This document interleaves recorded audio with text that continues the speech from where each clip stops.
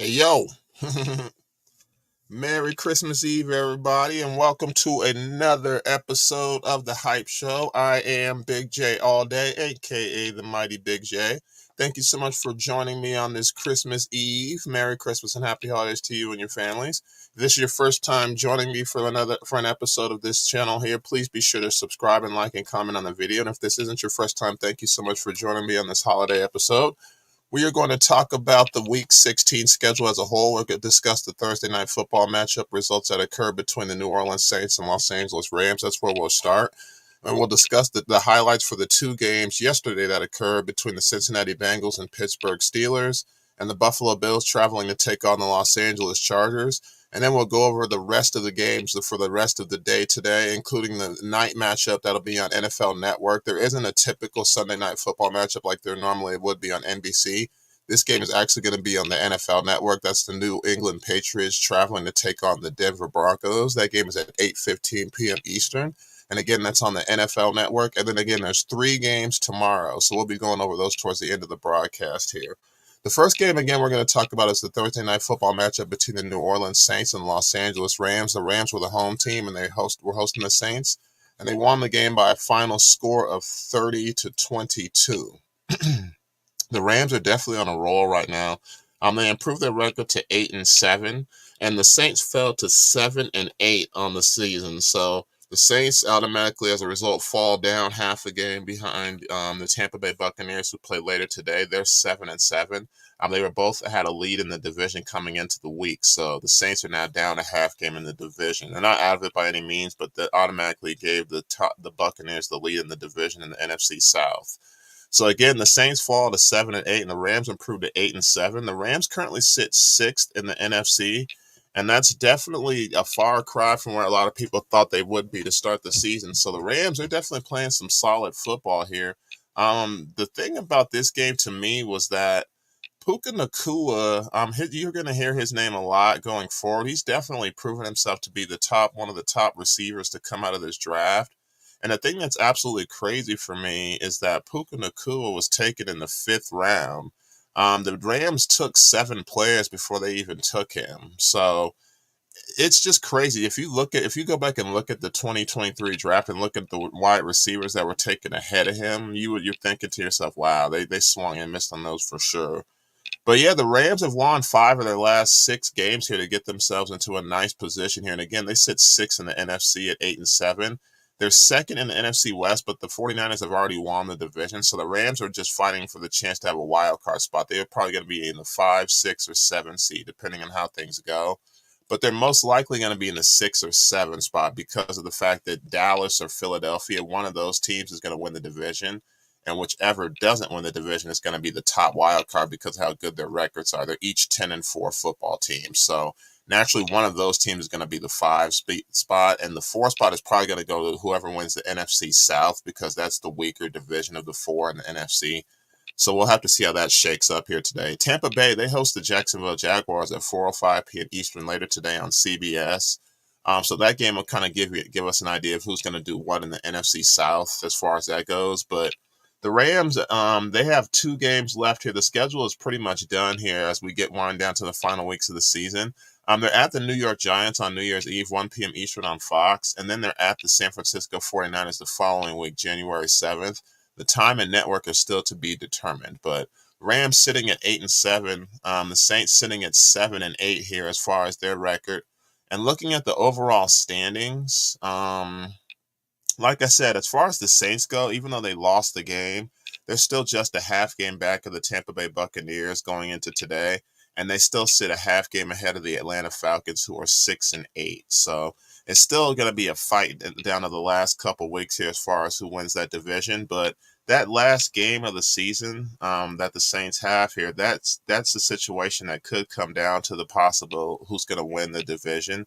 But it kind of just depends on what the Saints do in Tampa next week. Their last 2 games are divisional, so these 2 games will determine what the Saints are going to be in the division. But as far as Tampa Bay today, if they win their next couple of games, they'll probably win the division because they have a nice advantage over the other teams as far as the conference record and the divisional record. They're 3-1 in their division, and they're 6-4 in the NFC. The Saints and Falcons are 4-6 in the NFC.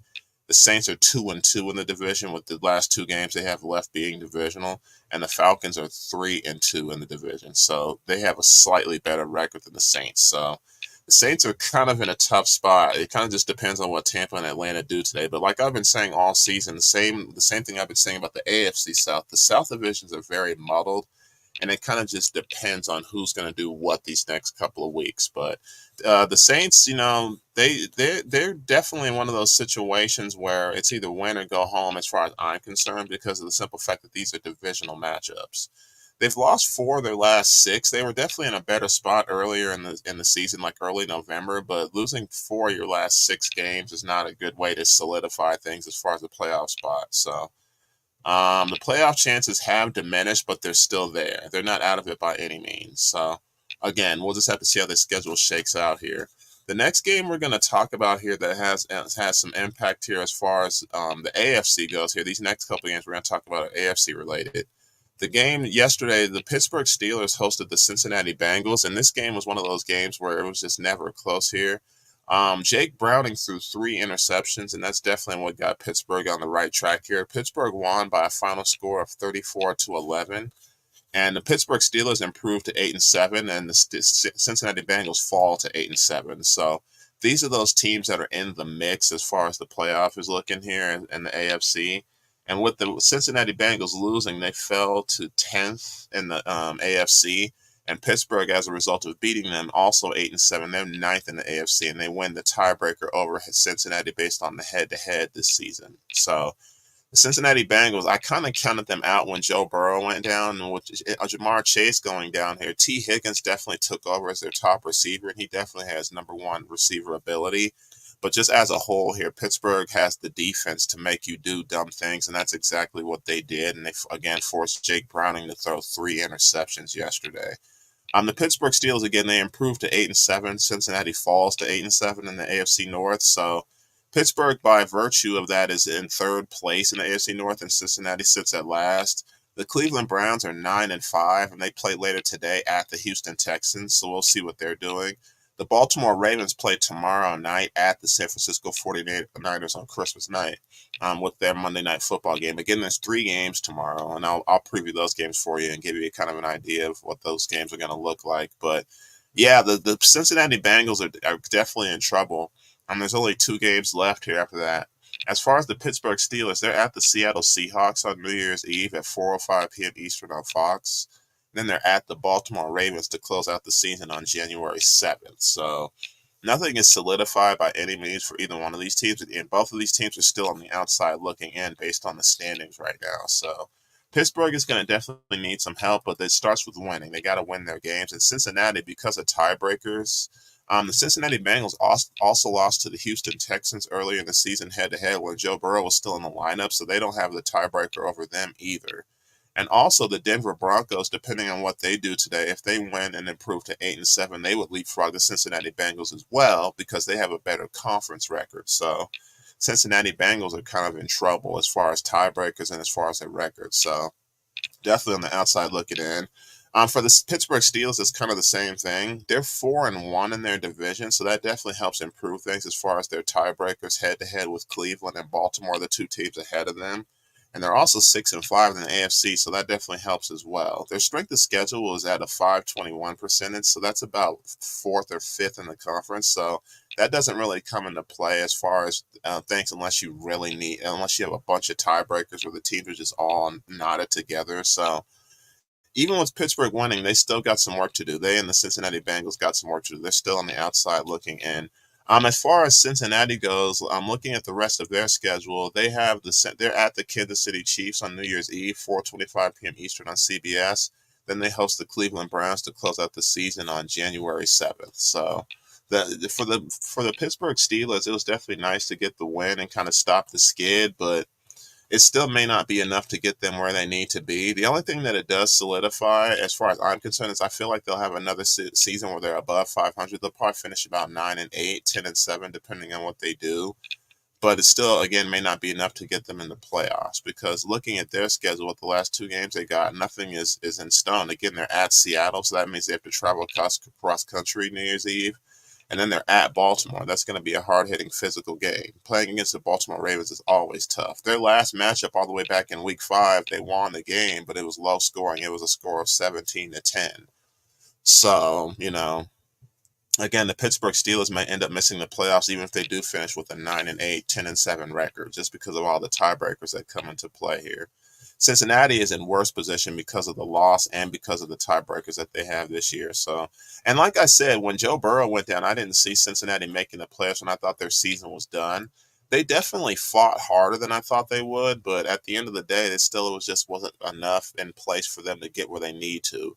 And then when you lose Jamar Chase to injury, that does force other guys to step up. But again, that's about 9 targets that the quarterback is going to throw that have gone. So, the Cincinnati Bengals may be looking at possibly being out of the playoffs, and I honestly think that loss kind of solidified things in that regard for them. On the next game we're going to talk about that took place yesterday, the Buffalo Bills traveled to take on the Los Angeles Chargers. This game was actually a lot better than I thought it would be considering the personnel that the Los Angeles Chargers didn't have. Again, Justin Herbert is out for the season with the broken finger on his throwing hand, and Keenan Allen didn't play in this game due to ankle issues. So a lot of the offense had to go through Eckler. And to me, Easton Stick, he kept this game a lot closer than I thought he would. The Bills won the game by a final score of 24-22 to improve to 9-6. The Los Angeles Chargers fell to 5-10 on the season. Of course, they had already fired their head coach Brandon Staley and general manager Tom Tedesco about a week or so ago after the embarrassing loss the previous Thursday night football game about 10 days ago. So this team looked a lot different under their interim head coach. The thing about the Chargers to me is that they didn't really have a lot of fight in a lot of games, and there was a lot of dumb personnel decisions made. And with Giff Smith, he was the linebackers coach, and he's the interim head coach for the rest of the season. This team just has a different attitude. They just looked a lot more physical, and they looked a lot more polished as far as the way that they were doing things. And the Bills, even though they won the game, they played very fair football. They played okay football, in my opinion. The offense was very, very limited. There was only 5 different players that Josh Allen targeted. Now, Gabe Davis, he had a fantastic day. He had 4 catches for 130 yards and a touchdown. He'd had a 57-yard touchdown. And the thing about that is if you look at Gabe Davis' stats over the season, 3 of his previous 4 games, he didn't have a single catch. And that's just how I've felt about Gabe Davis all season. He's very much a boom or bust receiver. There's going to be games where you get absolutely nothing from him, and there's going to be games where you get stuff like this, where you get a 57-yard touchdown, and then you get 3 more catches to go along with that for 73 yards. So that's just Gabe Davis in a nutshell for you. Stephon Diggs was targeted 8 times, and he had 5 catches, but he only went for 29 yards, and he didn't find the end zone. Also, the running game for Buffalo wasn't quite as good as it was against Dallas last week. Against Dallas last week, they got over 200 yards on the ground, and Josh Allen didn't really have to do much. This week here, they picked up Leonard Fournette off the free agent waiver wire to bring him along to kind of back up James Cook. Damian Harris has been dealing with concussions all year, and he hasn't been available. He had a really tough injury where he hit his head, and he just hasn't been available the last month or so. So bringing Leonard Fournette in along with Latavius Murray kind of shores that up. James Cook had 20 carries for 70 yards, but he didn't find the end zone, and he didn't have a single catch. So definitely a far cry from how he performed against the Dallas Cowboys, but they didn't really need the contribution from him like they did against Dallas to kind of get this game won. So kudos to Buffalo for getting a couple of wins here in the last couple of weeks against teams the Cowboys, obviously, they're sitting at the top of the conference right now in the NFC, and they're looking to get a higher seed. The Chargers season is done as far as I'm concerned. They were done a while ago, even before they fired their coach and general manager. So looking at the Bills here, the rest of their schedule, they're home against the New England Patriots on New Year's Eve on December 31st, 1 p.m. Eastern on CBS. Then the following Sunday, they're at the Miami Dolphins to close out the season. Now, that game, depending on what Miami does today against the Cowboys, that game could come down to who wins the division. So, again, kudos to the Buffalo Bills. After that loss they took to Denver on Monday Night Football, they've won 4 of their last 5 games. They beat the Jets up pretty bad that following week. They played Philadelphia close at Philadelphia the following week, and they did take the L 37-34. Then coming out of their bye week, they won three straight games. They went to Kansas City and got the win.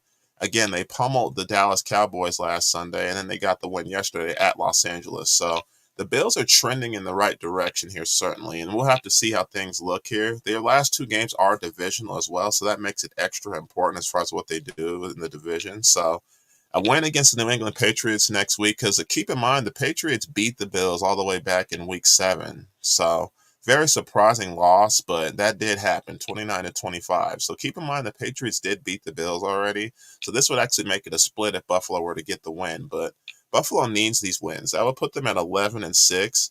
And I honestly think that would get them a divisional victory depending on what Miami does. Because you got to keep in mind, if Miami wins these next couple of games, it's not going to matter. And Buffalo will probably end up being a wild card team as far as that goes here. Again, they host the Dallas Cowboys later on today. Then they're at Buffalo on New Year's Eve. So again, depending on what Miami does today and what they do the following week, Buffalo still could be in the mix for the division because Cowboys and Ravens, but Miami could lose those. So it just really just depends on what's happening because keep in mind, Tyreek Hill's been having ankle issues since the Tennessee game a couple weeks ago on Monday Night Football, and he didn't even play against the Jets last week. Now, they didn't need him. They blew the Jets out 30-0. But going forward, you're going to need Tyreek Hill. The Dolphins are optimistic he's going to play today, and I'm just curious to see how he looks on that ankle because, again, he took a week off against the Jets because it's the Jets. You don't really need him. So this AFC East is definitely coming down to the wire. The Jets and Patriots are already eliminated for playoff contention, so the Jets are going to be something we talk about next season. But as far as this division, nothing is really solidified yet. One of these teams is going to win the division, and the other team I can see being a wild card, just based on how the standings look. Buffalo definitely got themselves back in contention as far as getting victories, and they currently sit in the 6th spot in the AFC right now. So based on the way things are sitting, they would be in the 6th spot, and ironically, they would travel to take on Kansas City, who sits in the 3 spot right now. That's the way things look right now. Things could change in the next couple weeks as far as who's going where, but that's where Buffalo is. They definitely got themselves right back where they need to be and back in the playoffs, so that's definitely a good thing.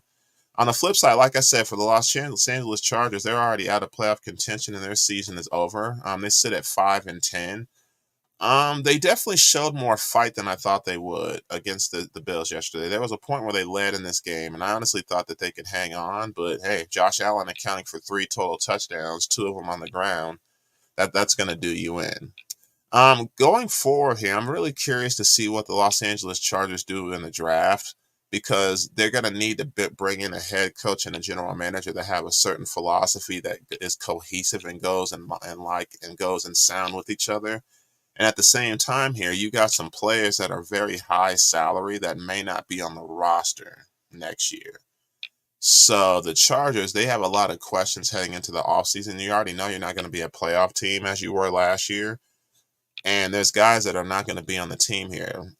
Keenan Allen, he carries a big price tag. Austin Eckler wants to get paid. Mike Williams is going to be a free agent. Khalil Mack, he gets paid a lot of money. I think he's accounting for almost $30 million of their cap next year. So there's going to be definitely some changes for the Los Angeles Chargers coming in the next season for sure. But I definitely like the fight that they had on their team. They definitely hung on and definitely kept things interesting. But at the end of the day, the Bills were the team that prevailed.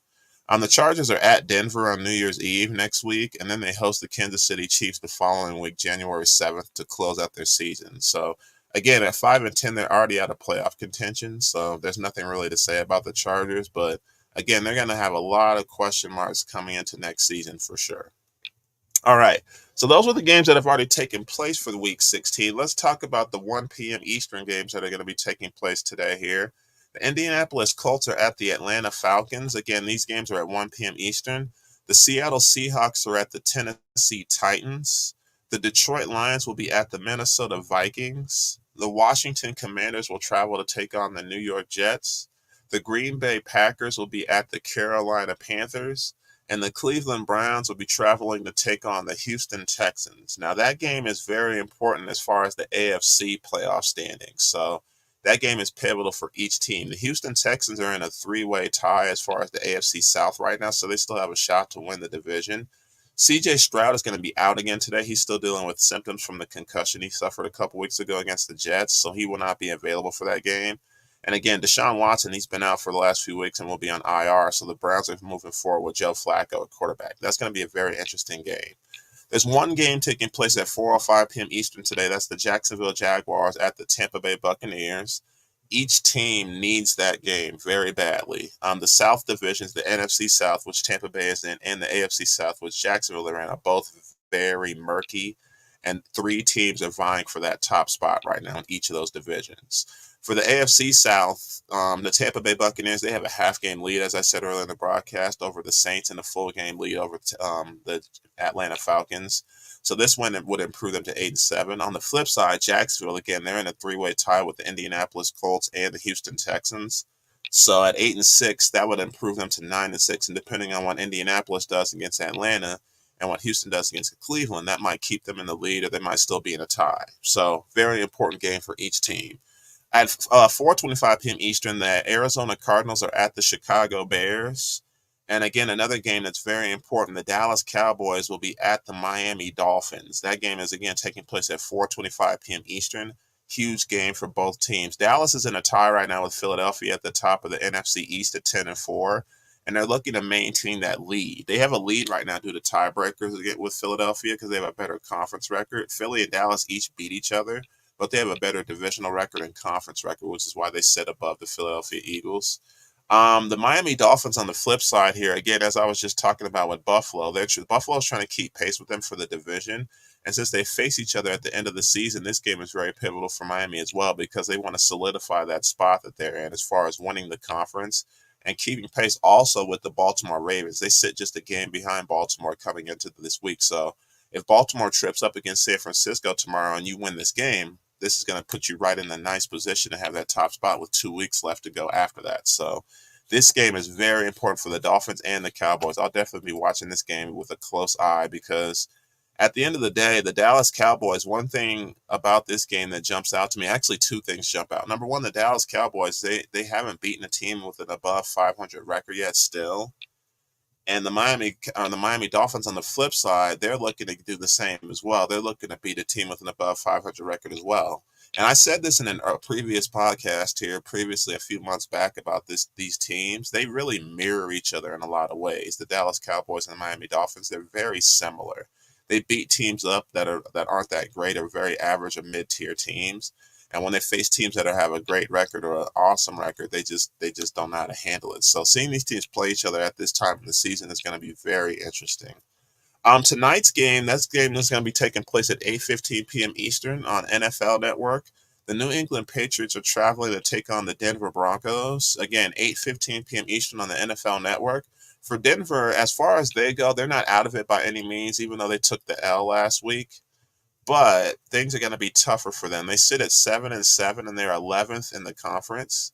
If they get the victory today, they would put them again ahead of the Cincinnati Bengals. They would leapfrog them, even though they have the same record. They would leapfrog them because of the head-to-head tie, as far as the head-to-head conference record.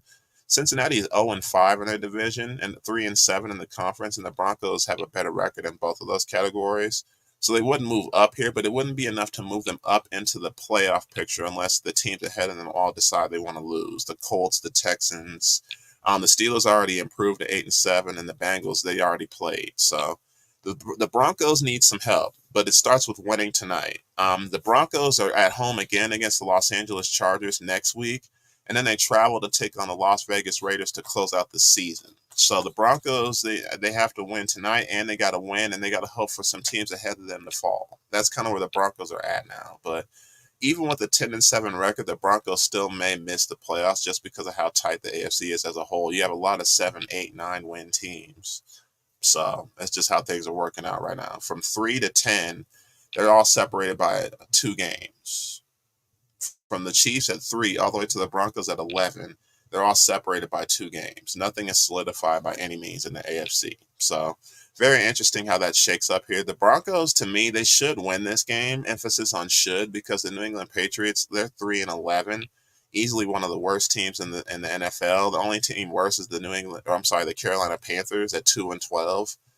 But This is the NFL. Things can happen week to week. And the New England Patriots, they're playing too. They're a professional football team, even though they've been bad this year. So just going to be a matter of how things shake up. But for Denver, even with these next 3 wins they get, they may need some help. So we'll just have to see how that shakes out here. The Christmas Day schedule tomorrow. They're playing 3 games tomorrow, so there is a typical Monday night football matchup, but there's also 2 games during the day.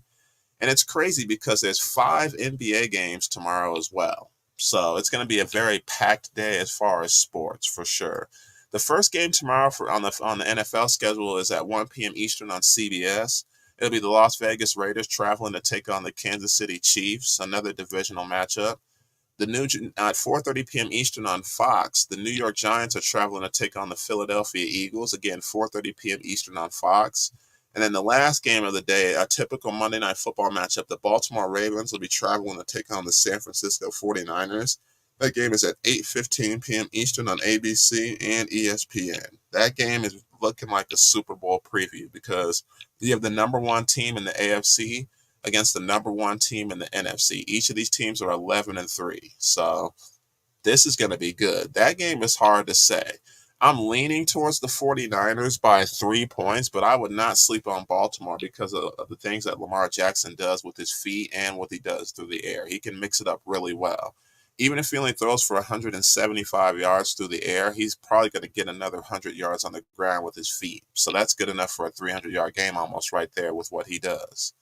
So the thing for me is, how is Baltimore's defense going to stack up against San Francisco's offense with the weapons they have? McCaffrey, Kittle, you have Samuel, you have Ayuk at wide receiver, just a myriad of weapons. And then Trent Williams at the left tackle. How's that pass rush going to be looking? If they're able to get to Purdy at all, I think that's what's going to be the key for Baltimore to win this game. So as far as I'm concerned, so it's going to be very tough to see who does what. But there's a lot of games this week that I'm looking at with a close eye as far as who does what.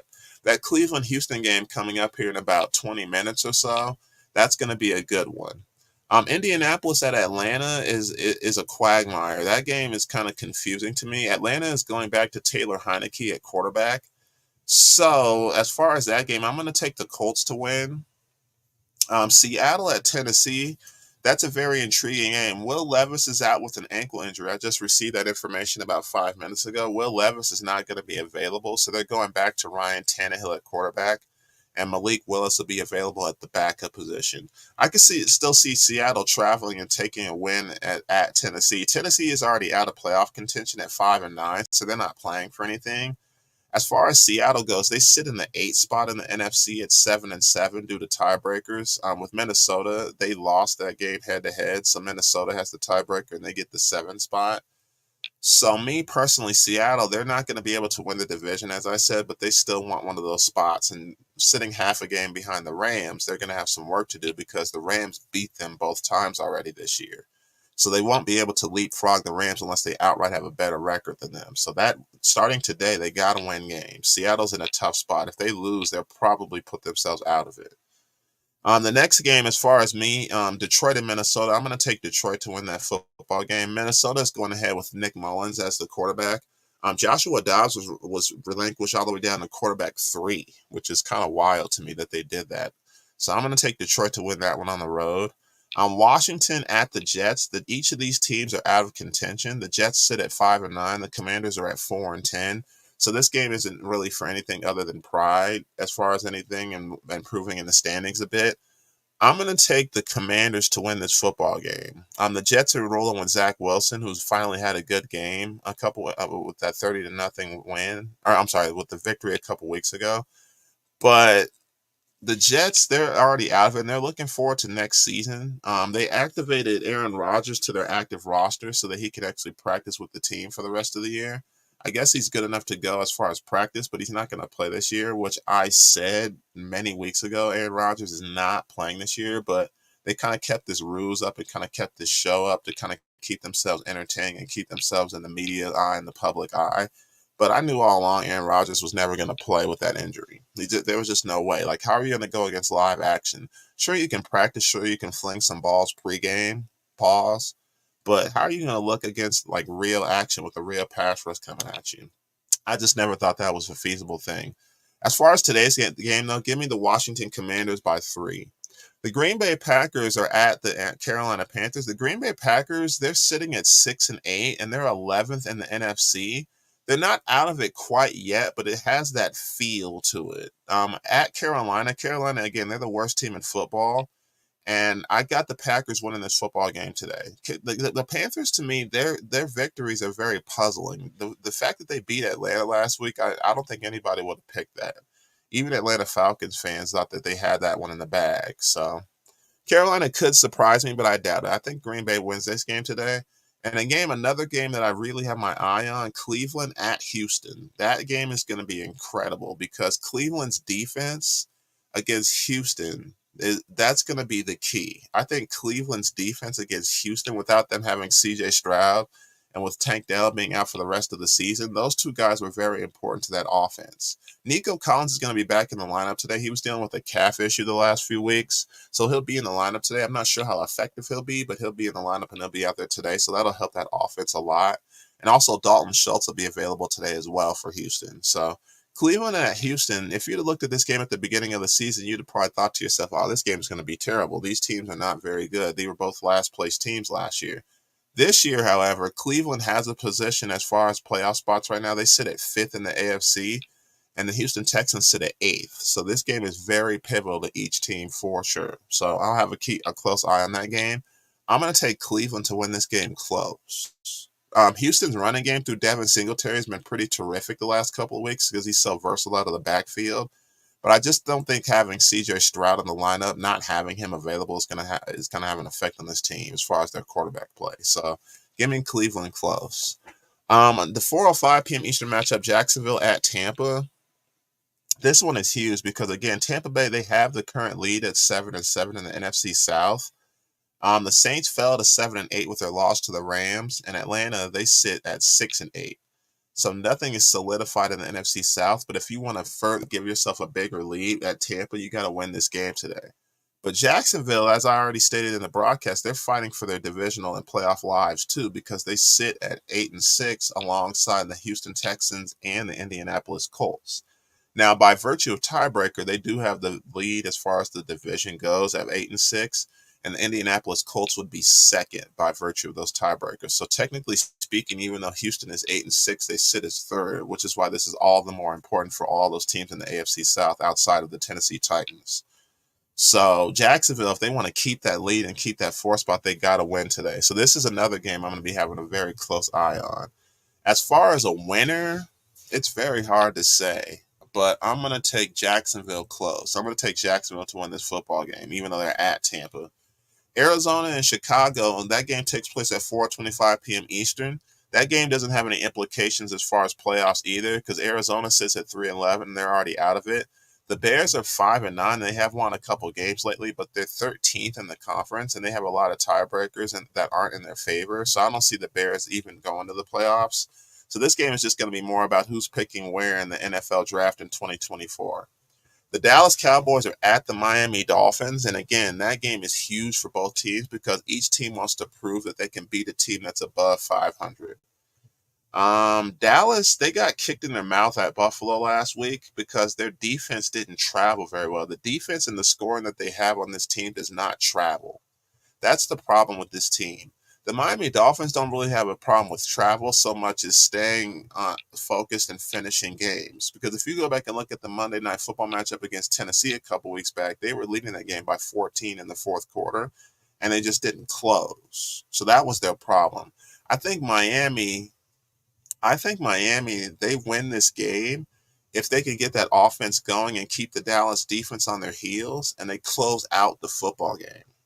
That's the key for this game today. If Miami can close out the football game, and for Dallas, the key is to keep that home intensity that they normally have, pack it in the suitcase and bring it with you. You didn't bring it with you to Buffalo, bring it with you to Miami and prove that you can do that on the road. This is a huge test for each of these teams at 10-4. Each of these teams, like I said, they mirror each other. They're both 10-4. They both sit at second in their respective conferences, and they both need to prove that they can beat a team that's well above 500. And today is the day for that. The New England Patriots at the Denver Broncos. Give me Denver. New England sits at 3-11 in the conference, and they're obviously not going anywhere. Give me Denver to win this football game today, especially their last three games were on the road, and they were able to get one of them, of course, against the Chargers. They lost at the Texans, and they got blown out last week by Detroit, so they did get the win against the Chargers on the road, but these last couple of games here, they need these. They need these next couple of games at home, and again, they close out the season January 7th at Las Vegas. So if you're Denver, it's win or go home. And I think they get the win tonight. I don't see the Patriots beating them unless Denver just plays awful on both sides of the ball. Just absolutely awful. The Christmas Day games here, I'm going to say Kansas City. They're hosting the Las Vegas Raiders. Again, that's 1 p.m. Eastern on CBS. I'm going to take the Chiefs to win. It's an indoor game, or I'm sorry, it's not an indoor game, so it's not going to be a situation where Patrick Mahomes has any kind of comfort other than being at home. And it's going to be cold. I honestly think it's going to be one of those games where it's going to be cold. I'll have to check the weather for sure in Kansas City, but give me the Chiefs to win this one at home. They already played at Las Vegas earlier this season and got the victory, so give me the Chiefs to close things out on this one and solidify things as far as the division goes. They still got a lot of work to do in the conference because Baltimore and Miami sit ahead of them, so Kansas City is currently third in the AFC. So they still got some work to do if they want to improve their position, but I think they get the win against the Raiders here. The Raiders are an interesting story because they fired their head coach earlier in the year, Josh McDaniels, and they fired their GM as well.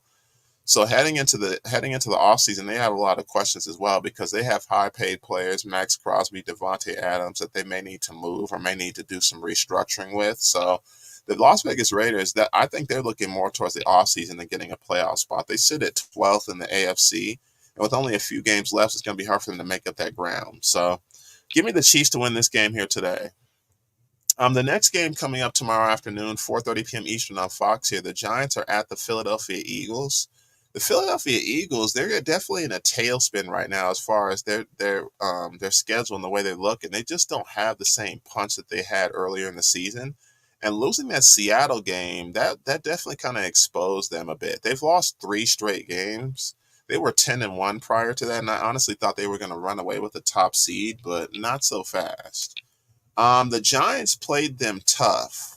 The Giants played them tough. They play the Giants twice in these next 3 weeks, and then they play the Cardinals on New Year's Eve. So you would think that the Eagles win these last 3 games, but don't be surprised if the Giants take one, especially to close out the season. The last game on January 7th. I'm going to say the Eagles win tomorrow, and they beat the Cardinals on New Year's Eve next Sunday. But at New York Giants, don't be surprised if it's a situation where the Giants bring their A game because they got stuff to play for too. They have pride as well. The last game we're going to talk about here before we close out the broadcast here, the Baltimore Ravens are at the San Francisco 49ers, 8:15 p.m. Eastern on ABC and ESPN. That game is much like the Dallas and Miami game. These teams mirror each other, just like Dallas and Miami do. They're both sitting at the top of their conference at 11-3. They're both looking to not only solidify that top seed, but looking to win the division. Now, San Francisco, they've already won the NFC West. But for the Baltimore Ravens, if they get this victory today, that'll solidify the conference or the division for them because at 12-3, Cleveland wouldn't be able to catch up, nor would Pittsburgh. So if the Baltimore Ravens win today, or win tomorrow night, they would win their division. That would close out everything out at 4-2 for them in their division. So San Francisco and Baltimore, they mirror each other quite a bit. In a lot of ways here. The thing that jumped out about me about this game is that the 49ers are favored by 5. That's a little much to me. That's a little disrespectful to Baltimore because Baltimore is a great team. They've suffered season-ending injuries in their running back core. J.K. Dobbins was out from the jump week 1 with his torn Achilles, and they lost Keaton Mitchell last week to a torn ACL. He was the rookie out of East Carolina, undrafted, that definitely was showing some promise, and losing him is going to hurt their running game. They'll still have Justice Hill, and they'll still have Gus the Bus Edwards, but for Baltimore, they lose pieces out for the season. They lose pieces for significant chunks of time, and they still find ways to win. San Francisco, I'm not going to say that they've coasted by any means with their schedule, but they've beaten everybody they need to beat. They're 9-1 in the NFC and 5-0 in their division. The Rams couldn't do anything to them. The Seahawks, the Cardinals definitely aren't doing anything to them. So give me the 49ers to win this game by 7, but if Baltimore comes in there and takes that game, I'll really be impressed with Baltimore because they'll definitely have earned that game. not only traveling west and taking the victory, but you're beating the top team in the other conference. So that'll be nothing to sneeze at if the Baltimore Ravens are able to do that. Again, that definitely covers the entire schedule for the week 16 here. Again, there's 3 games on Christmas Day, and there's 5 NBA games on Christmas Day as well here. So a lot of sports, a lot of family, a lot of everything going on Christmas. I hope you have a wonderful Merry Christmas. Tomorrow I'll be back on Tuesday to kind of discuss how things went as far as the NFL schedule and kind of give you an update as far as the standings and also give you an idea of how the NFL playoff picture is looking with 2 games left for each team. Again, if you're new to the channel, please subscribe and like and comment on this video. We definitely appreciate it very much. And if this isn't your first time, thank you so much for joining me for another edition of The Hype Show. I truly appreciate it. Again, I'll be back on Tuesday after all the Christmas hoopla and after all the games have been played to kind of give you an update on what the standings look like and kind of give you an update as far as who's doing what in their conference and who's in, who's out, who's possibly out, who's going to be doing what. It's just kind of a lot going on today. So we'll just definitely have to see how things shake out here today. Thank you so much for joining me. You have a Merry Christmas. Enjoy your Christmas Eve and Christmas Day with your family. And I'll be back with you guys on Tuesday. Enjoy the rest of your day. Thank you so much. Peace out. How the Grinch looks at week 16. That would be me.